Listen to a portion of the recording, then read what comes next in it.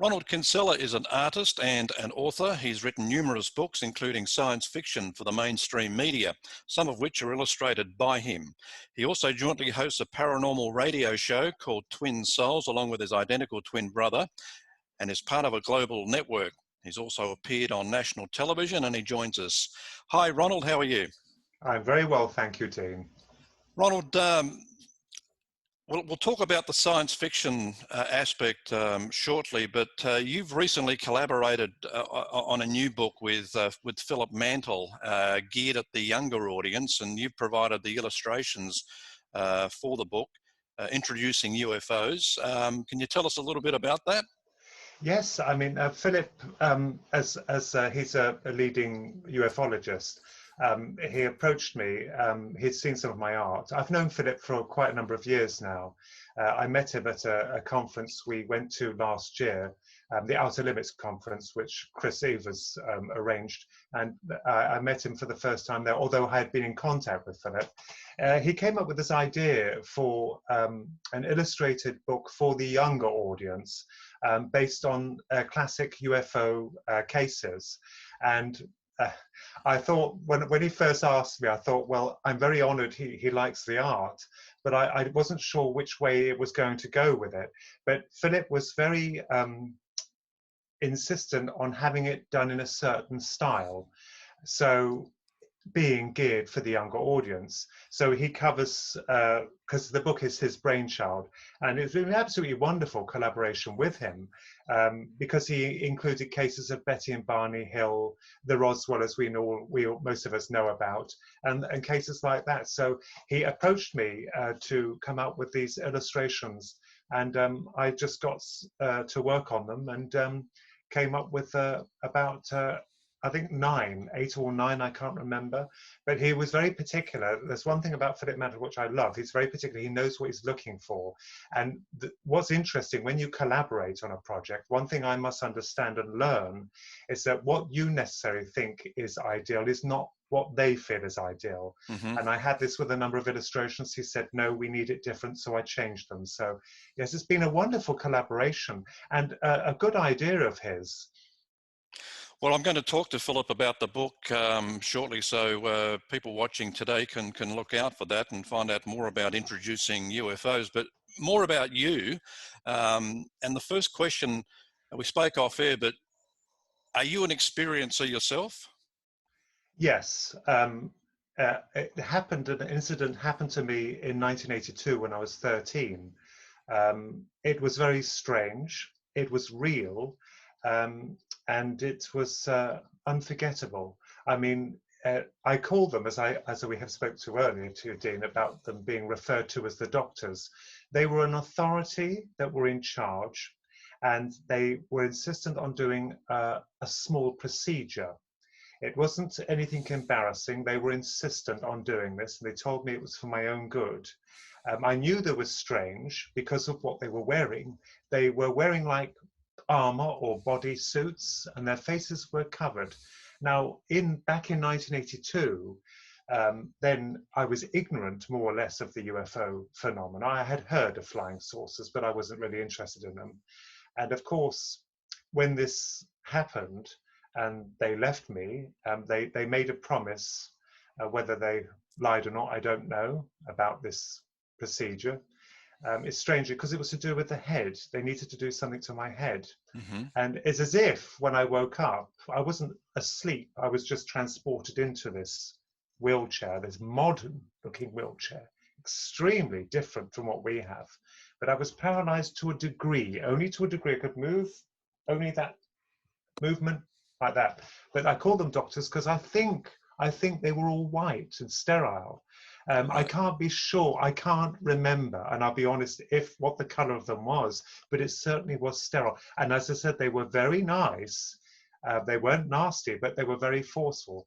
People keep asking me, even today, were they the Greys? No, I don't know. I can't say what they were. They wore masks. Mm-hmm. And I have illustrated them, and the goodbye present they presented me in the form of a mirage or an image, a hologram, I would imagine it was. in a new book I'm having released early next year, I think. So it was very bizarre. So in question to that, Dean, yes, I have seen them, and it was only once, the snatching. I don't like the word abduction. I don't like it. It sounds, to me personally, it's only my geeky, but it was Hmm. a snatching, and I haven't seen them, thankfully, again. I've never seen them again. Can you remember? I mean, how did they show up? Did they just show up? You know, obviously uninvited, but was it in your bedroom, or was it outside, or was it in a room in the house? I was taken from the bed, just shot right up into this thing. I don't know Wow. what it was. It was dark in the sky. This thing, it was just dark. There was something there. And I was immediately in this chair.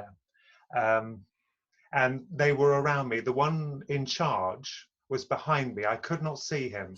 He made it quite clear I couldn't see him. I saw his hands. I never counted his fingers, unfortunately. He was wearing gloves, but there were three ahead of him in a type of operating theatre. It was sterile. I can't say it was an operating theatre. That sounds corny, but it Hmm. was their version of a room.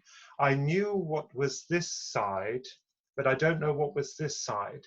So I've reflected again and again, and you know, this is the thing, Dean, that amazes me when people say, well, you colour it, or you add emphasis to it. That's one thing I pride myself on. I have never done that, never, because I'm curious to know what they were. I knew they were strange because of what they were wearing. How tall were they? That's also a different question. I think they were taller than us. Well, I'm 13, and I was quite tall for a 13-year-old, but the three standing back, they didn't talk at all. They never talked, they never spoke. They were just standing there. I would say they were perhaps a bit taller than a man. Wow. Um, you're part of a twin set. Your brother Philip, and you were twin brothers. Was he in the Mhm. room at the time? Back then we shared a room. We lived in a Victorian house then in Luton, and the houses were quite big. The rooms were quite spacious, so we shared a room. But no, nothing. No, he wasn't there. Didn't even stir or wake.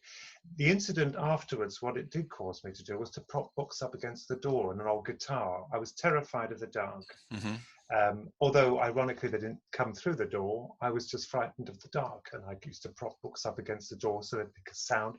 I used to stick books up my back. Why, I don't know. It was as if to protect me from being stabbed. It screwed me up, Yeah. and it screwed me up. But it took a long time to decipher what happened to a degree. Now, when they performed this alleged surgery on my head or something, the doctor, the chief one, was telling me it had to be done. I remembered exactly what he said. We're not going to harm you. I won't relay exact dialogue, but they had to do this thing on my head. And it's funny, you know, because after that, I've never had a fit before, and I never had one since. But at school, I was at school, and of course, I wouldn't tell anyone about this incident. I told Philip, my brother. I had a massive fit. Now, they asked me after that, I collapsed, I was fitting on the floor, and they pulled me out of school and asked if I had had breakfast, which I thought was ridiculous. A boy who doesn't have breakfast doesn't fit, I wouldn't imagine. Hmm. Um, and they asked to go and see a doctor, and I was terrified. I said, no, no. But I had a banging headache after that, but mercifully it cleared up. Nothing more happened. But that was after the incident. I had a fit. Wow. Do you ever wonder why they took you and not your brother? I have I have thought about it. Phillips had an experience later on, not with them, with something different. And now I did wonder whether it's because we're twins and whether they perhaps were interested in clones. I know it sounds ridiculous, but it did pass my mind whether they were curious at the fact that, you know, we're one of the same. I know not every twin is exactly identical. There Hmm. must be some changed or difference in the DNA. There probably is, but that did cross my mind. But he had one a bit more negative than me. As I said, I've never seen the doctors again, thankfully. So, when you say it messed you up, in what way? I mean, was this in later years? Did you have Yes, trouble coming to yes. terms with what happened? Yes, it was the paranoia of the dark. It was you know, I didn't know what they were. At the time, I didn't know what the greys were. I've never heard of the Greys afterwards. I didn't hear of the Greys, didn't know of them. I just used to make fun out of when they used to mention flying saucers. I wasn't even interested, just think it was a load of rubbish. But these were damaging in what they had left me. The hologram afterwards, you see, it took me years to put this all together, to patch out what they were doing and why they did it. And what they left me was clearly, absolutely, to try and make me forget, or to confirm to a psychologist that I've been down the rabbit hole. It's very clever. So, but my question was this: I can't understand it. When I read of people who have cases such as these, that why the aliens can't just knock you out if they're so advanced, or whatever they are. I'm not saying the doctors were aliens. I don't know what they were. I can't state that for sure, but they were different. They weren't like us. Why they can't knock you out? It's as if you're meant to see them, or I can't believe their method of amnesia is so feeble. Mm-hmm. You know, why do you see them? If they had taken me up and did what they needed to do and put me back, there would have been no problem. I would have never have known. But it's as if, and this is what I wrestle with in the recent work coming out, is why? Because if they're so advanced, of course they can knock you out. We can do it with our patients. Yeah, yeah. I mean, my theory is that they want you to speak about it. Maybe it's part of the whole disclosure plan that Yes. That it's their way of doing it one person at a time, you know. And but it's quite interesting speaking to you know, many, you know, CE5 experiences, and they'll talk about this as, you know, it's a way. I just don't think a UFO is going to land on the White House lawns and just announce itself. I think it's being done this way, but it's quite interesting. So as a child, and I'd imagine it would have been difficult to talk about it, because it would have probably made you an outcast among your friends and at school. And I often wonder, even going back to when I was at school, there were some kids there that just seemed an outcast. There was nothing wrong with them, but they just seemed an outcast. They couldn't fit in, and you always wondered whether they had issues at home. But since I've been covering this topic and the number of children that have experiences, I'm wondering whether some of these kids may have had experiences and just couldn't talk about it. Yes, I mean, I mean, this is the nasty thing about it is that as I got in school, I used to love painting. I loved art. So you're artistic, you're imaginative. I think you know where this is going. Mm-hmm. So to add insult to injury, coming up with fictional things didn't do me any good. It wouldn't have done me any good. And I will absolutely vouch on oath, I never told anyone about the doctors or their parting gift, only to Philip. And it was as if it was very strange. It was as if it happened, and it was horrific for me. They weren't nasty, as I said, they weren't horrible. They were just an authority, and they were going to do what they were going to do. Nothing could stop it, nothing. As a matter of fact, I actually wept in their presence when they announced the operation. I actually wept. They were very kind. But so this, I think there was a little bit of damage, but mercifully, it's as if it was, I pushed it to the back of my mind. I pushed it as, I mean, you're a kid, you know, you want to play, you want to explore, you know, you want to have adventures. So this, and of course it was so damn strange. I mean, I couldn't tell anyone. You couldn't tell your teachers. You couldn't tell anyone about it. They would think you're absolutely nuts. But it's good. I think the good thing about the passage of time now, the wonderful thing about our age is people are a lot more open-minded, and they're a lot more inquisitive. You know, I mean, if a psychiatrist turned around and to me and we went back and they said that this was just based on something or something, I would accept it. I don't wish for them to be spacemen or interdimensional creatures, or, you know, but it was real. And, you know, this is the thing about experiences afterwards, it's, you can't, there's no way of measuring it. There's no way of verifying it. And that's the nasty thing about it. There is absolutely no way to prove their existence. And as you said, Dean, yourself, it's perhaps exactly what they want. And it was an interesting point you made when you said they want people to know about them, but they do it subtly. many experiences will often say, you know, even though the experience that they had was uncomfortable and you know, literally shocked them. A lot of them tend to grow fond of these aliens and look forward to the next encounter. I mean, did you ever feel that, or you were happy to see the back of them? No, I was terrified of them, even though there was, I mean, if they were polite, imagine if they were nasty. I was absolutely horrified of them. I don't want to see them again. I mean, but one thing that interests me about them, and this is on reflection now, and as I said, Dean, I've never colored it. I will not do it. I consider that an insult for anyone that will damage the memory.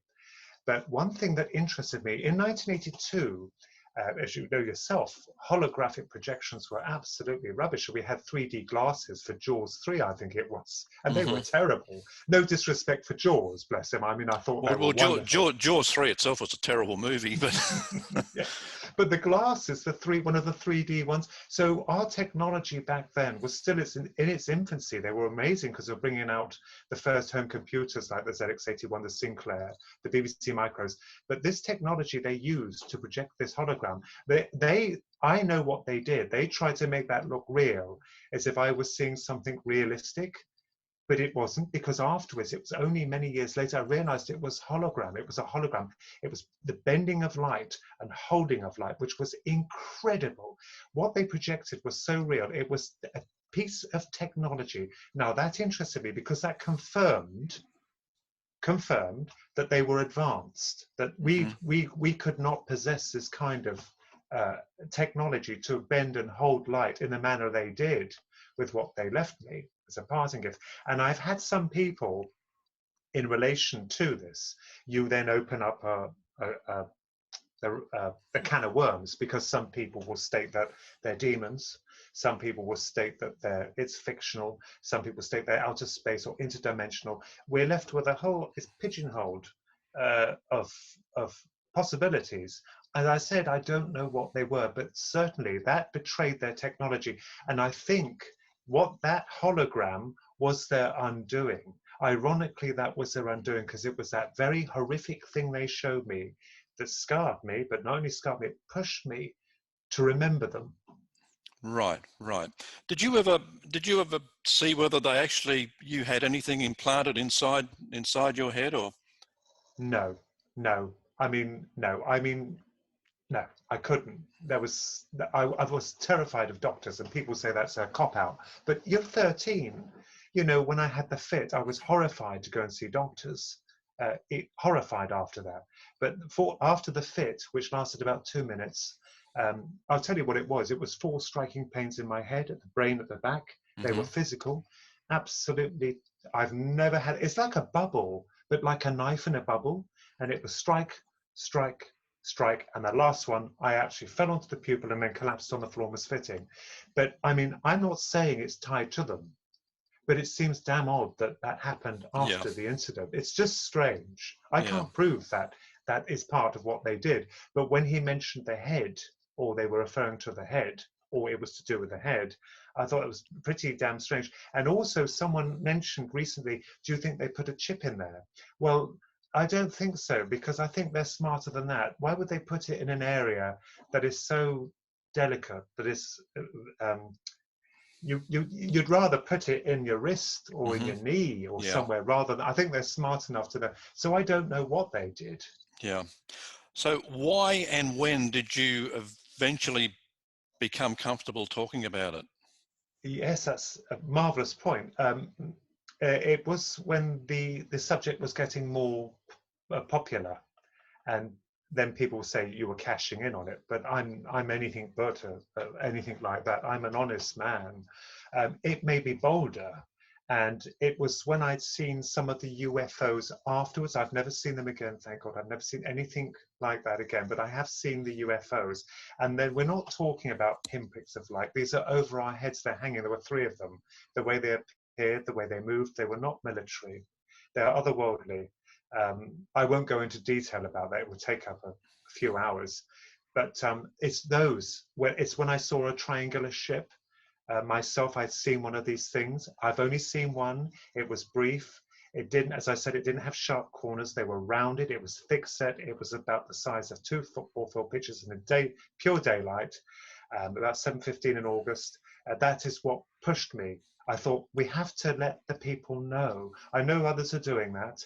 I am none the wiser than they are, but I think what it is very good to share ideas or to get them down on paper to try and educate people on what is going on, because something very strange is going on. Yeah, yeah. We spoke off air about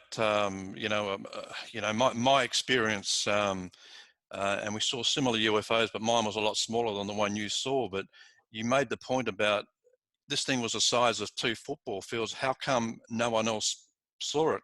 And I get that a lot. I get people saying that it seems that they will show themselves to a particular person, and no one else can see it. I have heard that, and also they can muffle the sound. And this came afterwards. I realised that. I mean, it was audible then, but I realised, and of course, I said all the birds when this thing appeared. We have a lot of birds where we are on the trees. There was not one bird in the area, and it was like being contained in a bubble, a vacuum. There was no sound. This thing didn't make one sound, and I couldn't even hear. I realised that the children who were playing in the field, they must have seen it, but they didn't. No one saw it. So Yeah. I've only got myself. But I know, trust my eyes and ears. I'm not anything. I don't drink. It was in broad daylight. Didn't have any lights on it. It was like black tar. It was like everything was soundless. For that moment, it passed over, and it just glided the speed of a jet. Yeah, yeah. I've spoken to several people in Phoenix the night of the Phoenix lights, and they say the same thing. It was just just an eerie feeling, but kind of exciting, and you just knew it wasn't of this world.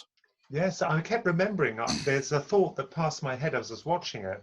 It looked so damn heavy. The thing looked like it was made of iron. It was black, but it looked so heavy. I kept thinking, all that was going through my head was, how on earth can it just hang like that? How can it, something so massive, something so incredibly huge, just hang as light as a feather? And it was afterwards I thought, if we had that technology, by God, we could perform some amazing things. Yeah. You know, some amazing. I don't think that, as I said, I don't think that was military. I'm not denouncing the military. They are very smart. They are very clever. But this thing was just too damn big. It was the size of more or less like a battleship. Yeah. The size of it, and it was thick set. It was so thick set. Yeah. So you talk about your experience in the book Twin Souls. That's right. Yes. Yes. I wanted to ask you about the actual title, Twin Souls. Is that something to do with your brother, or does it have another meaning? It is to do with my brother. It is to Okay. do with myself and my brother. That was the first one that came out by Capelban. And I don't think I've written any more about the UFOs, but I have done a revision of it in a new book coming out called The Digital Demon, that Philip Mantle is publishing, which goes into a lot more depth about my encounter with the doctors and the UFOs. I've also illustrated, for the first time, I've illustrated or tried to illustrate the doctors. I can remember what they were wearing. This up to here, they were like a gas mask, but down here I've elaborated because Right. I can't entirely remember what was down here, Yeah. but this bit certainly. And the horrifying hologram they showed me afterward, that's in there too. So yeah. Yeah. So have you always had the ability to illustrate? Yeah, I developed an interest in art when I was very young. I remembered at high school, I liked drawing, not UFOs then. I didn't have any interest in them. I didn't draw spaceships, but I was drawing characters and the like, and it just evolved from there.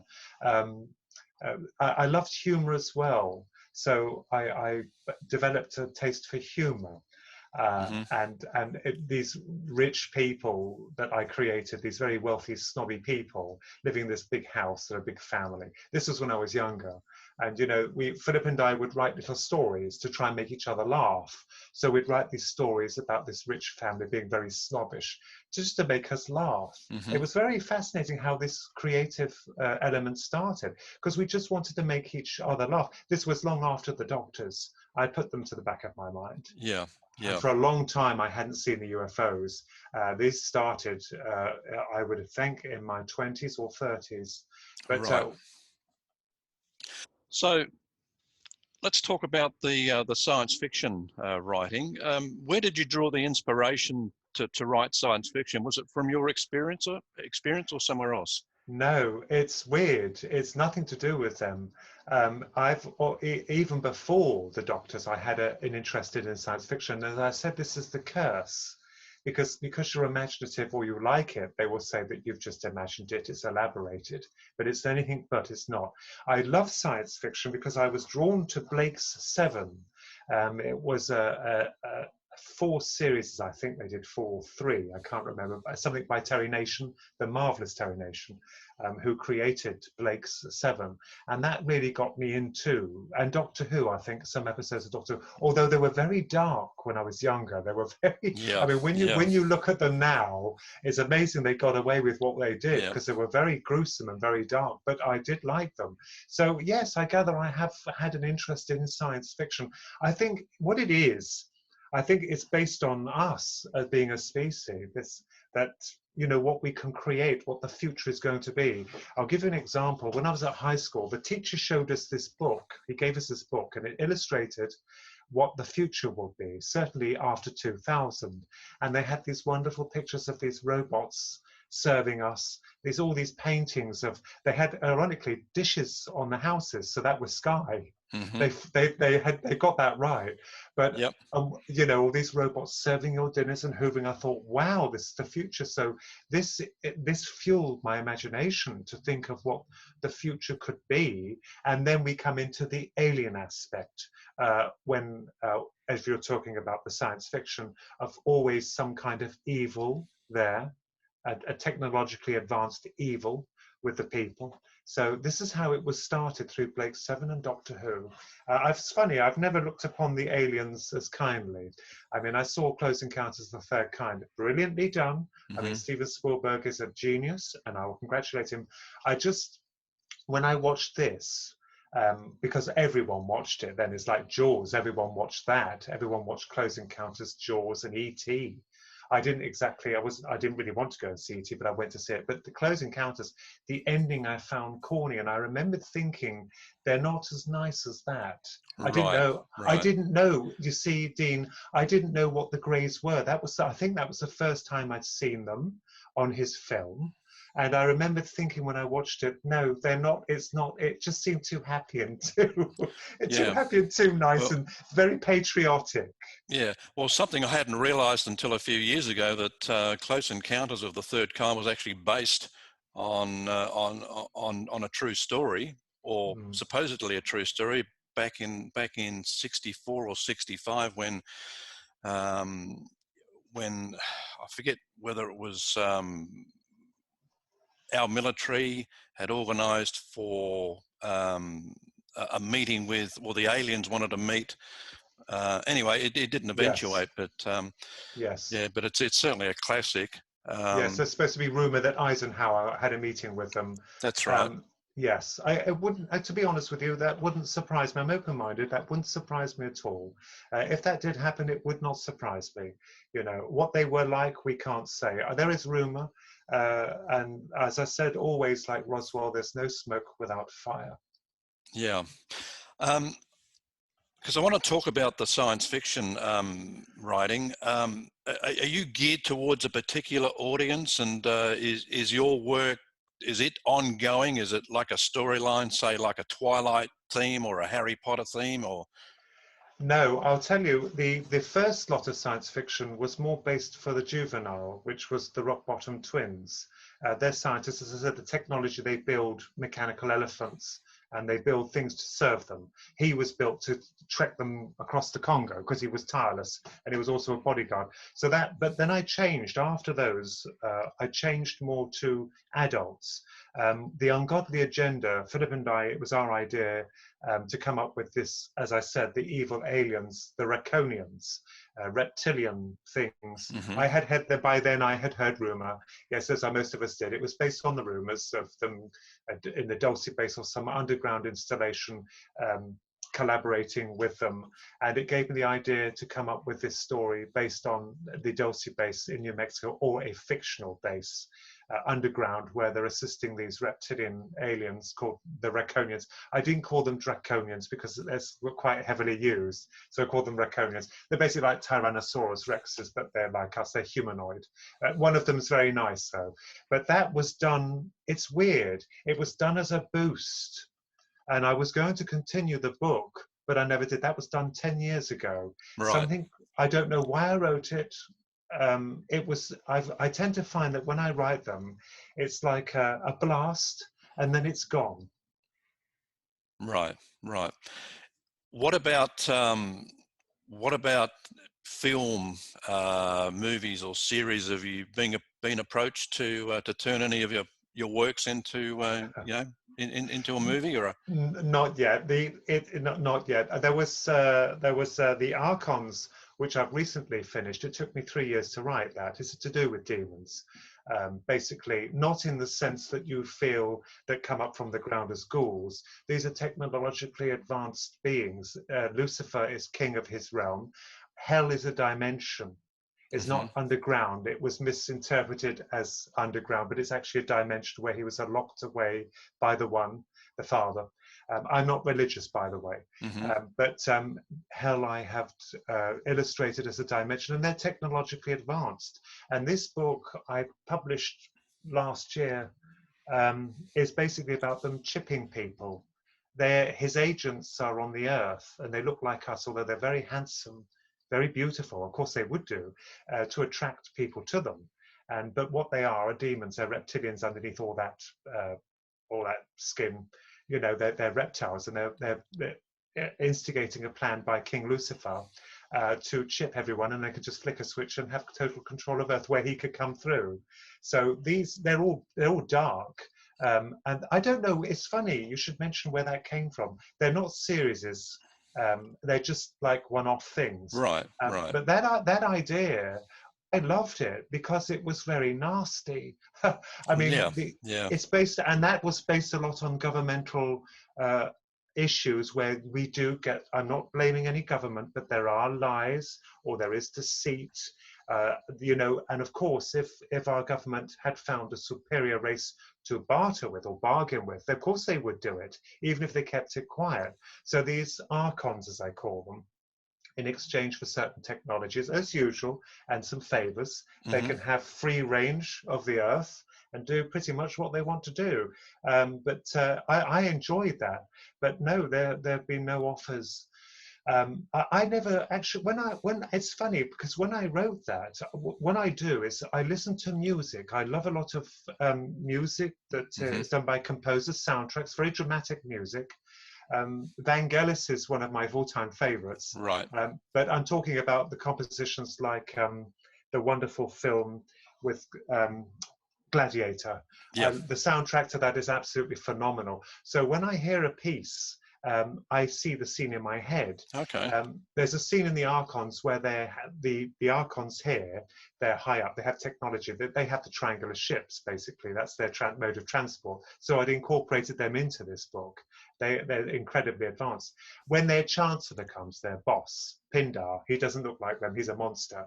I heard this piece of music. He almost didn't make it in the book, but I heard this wonderful Mm-hmm. piece of music. It was very dramatic, and I saw him disembarking from his cruiser or his ship or his dimension hopper, and that's how it forms. They're like blasts. I imagine a lot of people watching this, everyone's got a science fiction writer inside of them. And I'd imagine a lot of people always say, I've got a book in me, I just need to sit down and write it. But is there any advice you would give to the audience, thinking about sitting down and writing science fiction?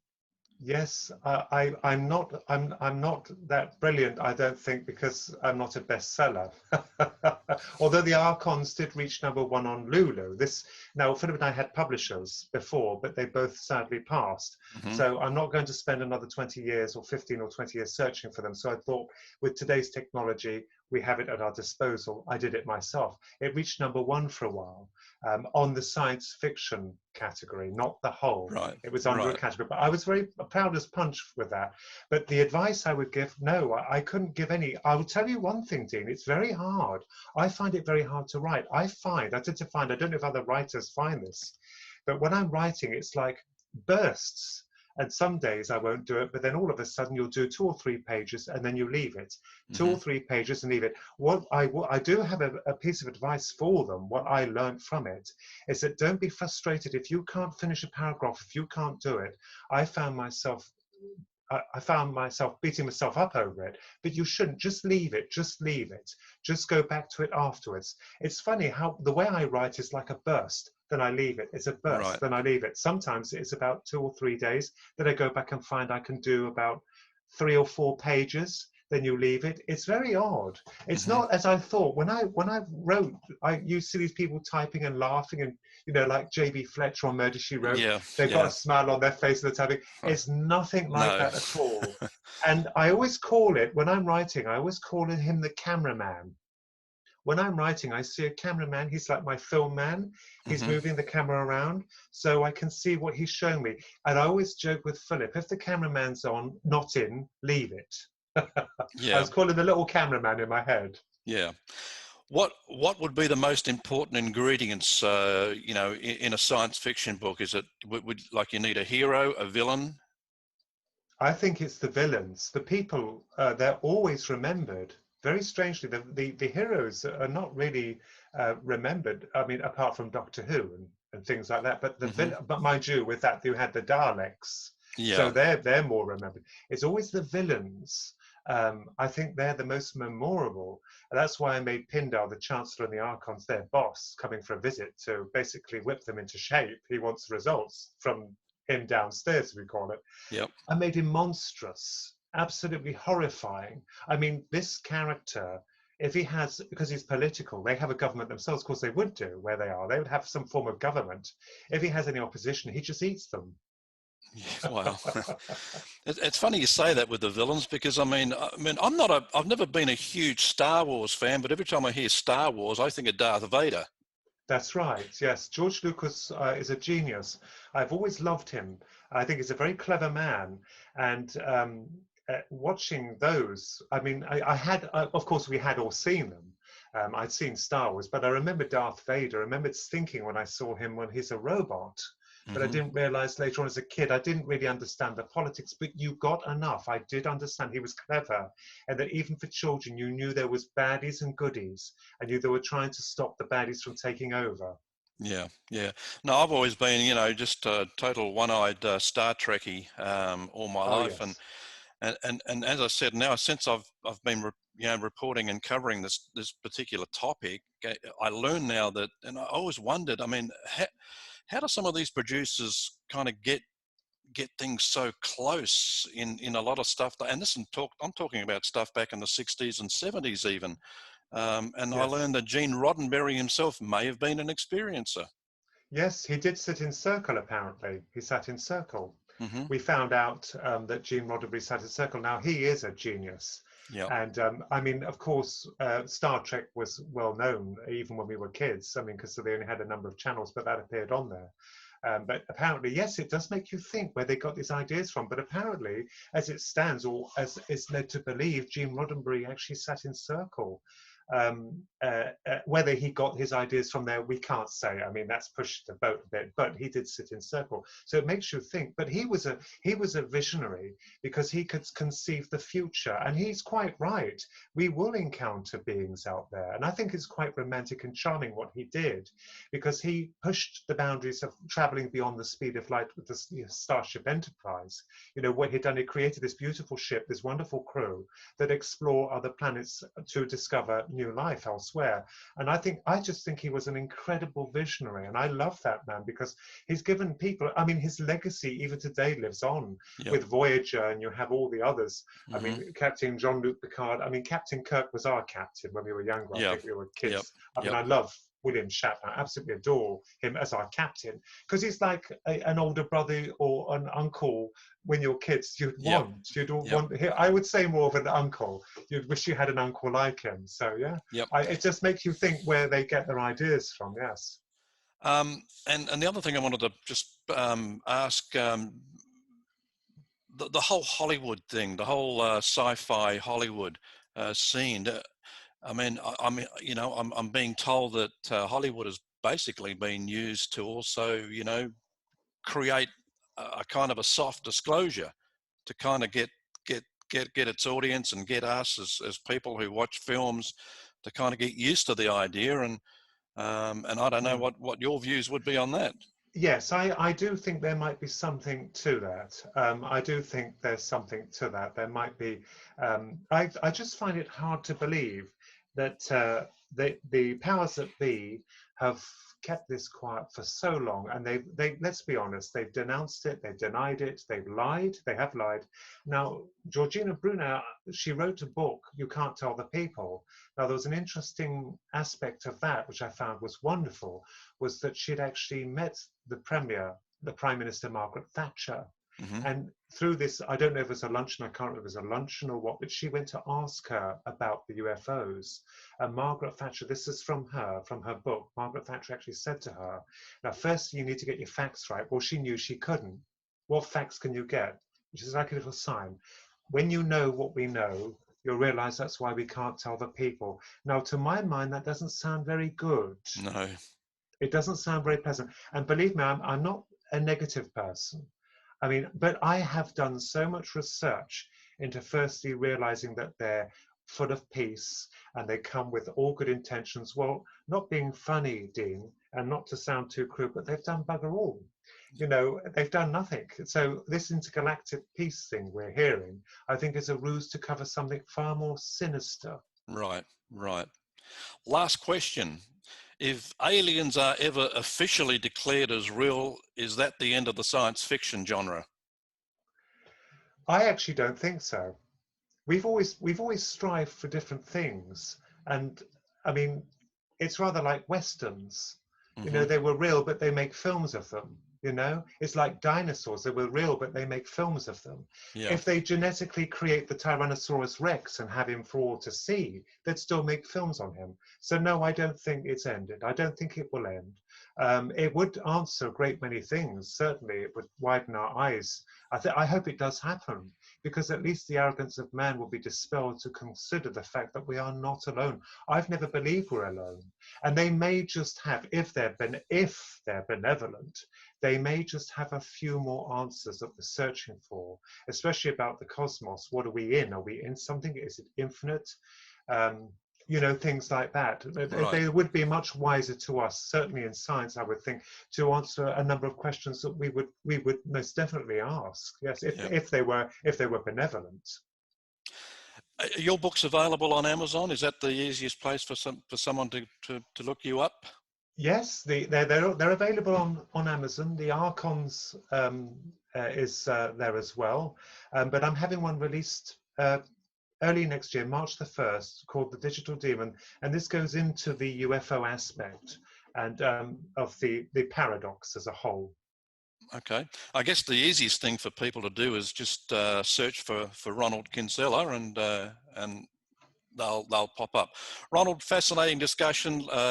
Loved your company, and hope we can talk again soon. Oh, it's a pleasure, and thank you very much for having me on, Dean. Thank you. Ronald Kinsella joining us.